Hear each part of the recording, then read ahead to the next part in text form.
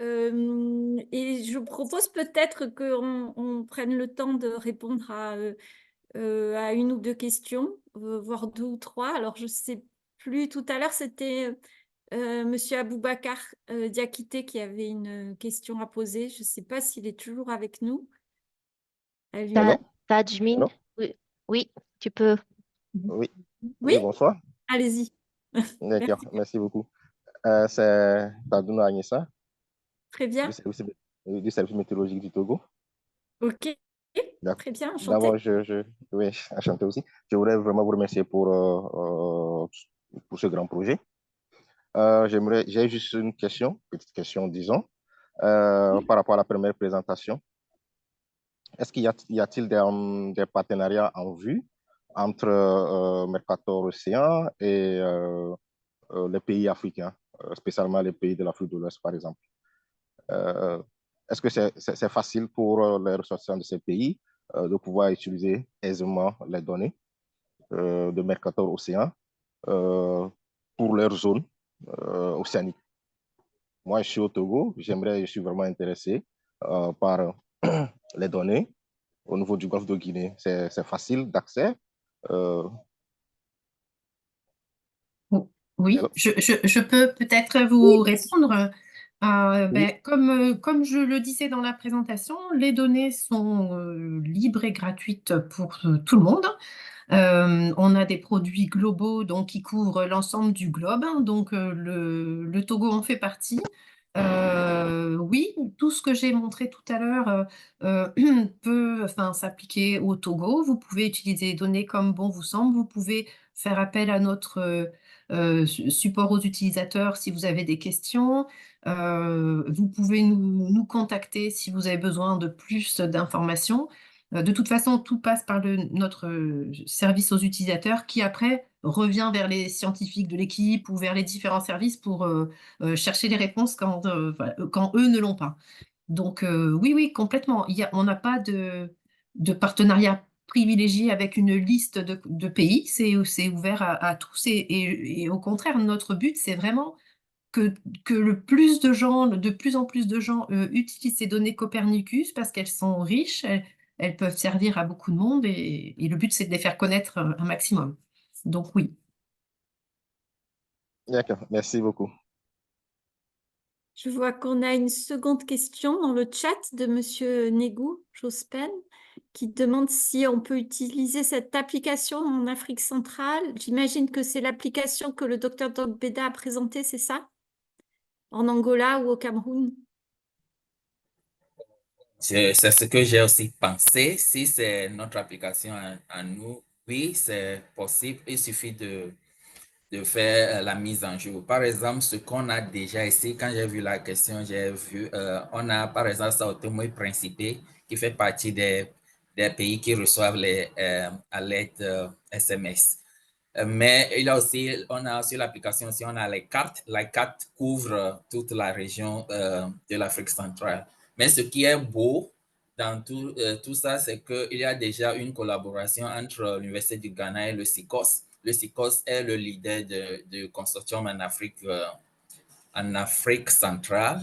Et on a même signé une lettre au MOU le mois surpassé. On doit faire le transfert des services, surtout le Safety RC Vessel Monitoring et le suivi des navires euh, pour les pays du SICOS. Même hier, on a échangé des mails. Donc, c'est quelque chose qui doit se faire cette année. Peut-être la première moitié de l'année. Donc, c'est possible et bientôt il sera satisfait. Merci. Eh bien, merci. Merci pour cette réponse. S'il n'y a pas d'autres questions pour le moment. Ah, s'il reste une question de Monsieur Franck Bellé. Alors, je pense que c'est pour Muriel. Les données du catalogue Copernicus sont très nombreuses et il est parfois difficile de choisir la bonne donnée quand on est un non spécialiste, non expert. Y a-t-il un appui utilisateur pour appuyer dans le choix des données et pour l'objectif visé? Oui, alors il faut vraiment pas hésiter à revenir vers le service utilisateur. Ce que je peux mentionner également, c'est qu'on se rend compte de ça. Donc, pour l'instant, les services Copernicus, ils ont une certaine exhaustivité, mais c'est vrai que c'est un peu lourd pour les non-experts.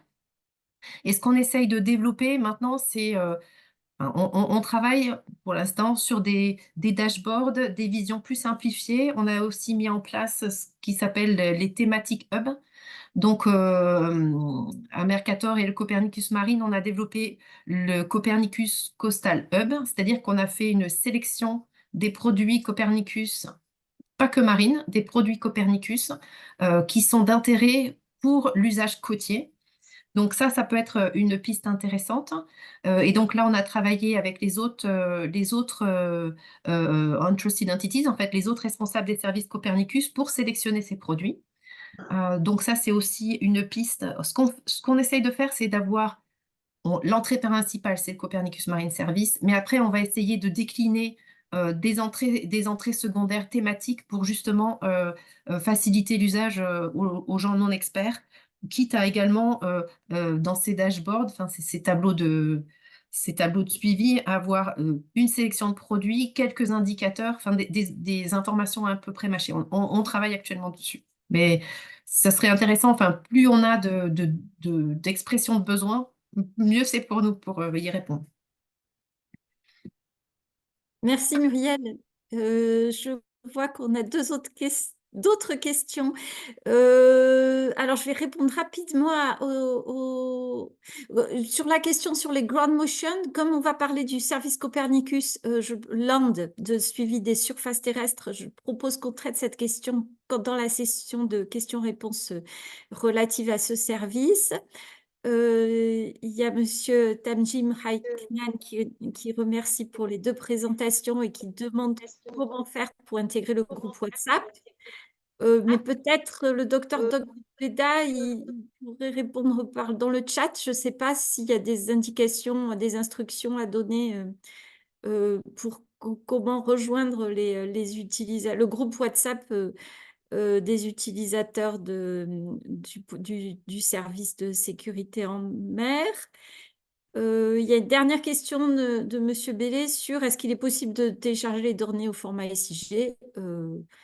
Je pense que oui, et Muriel va pouvoir le confirmer, mais... Oui, alors je ne suis pas sûre qu'on puisse les mettre au format shapefile, toutes peut-être certaines, mais je ne suis pas sûre, il faudrait que je vérifie. Je pense que oui. Par contre, ce qu'il est intéressant de savoir, c'est qu'on a développé il y a quelque temps un plugin de QGIS pour pouvoir explorer de façon plus facile les données NetCDF, notamment celles qui sont en 3 ou 4 dimensions.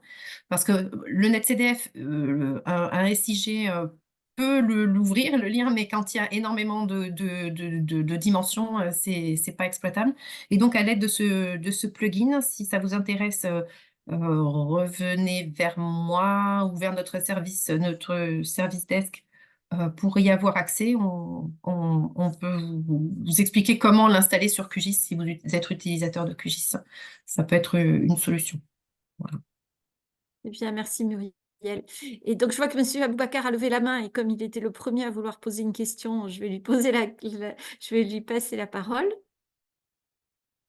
Ok, merci Linda pour m'avoir donné la parole. Bon, ma préoccupation, c'est au niveau de la formation des formateurs.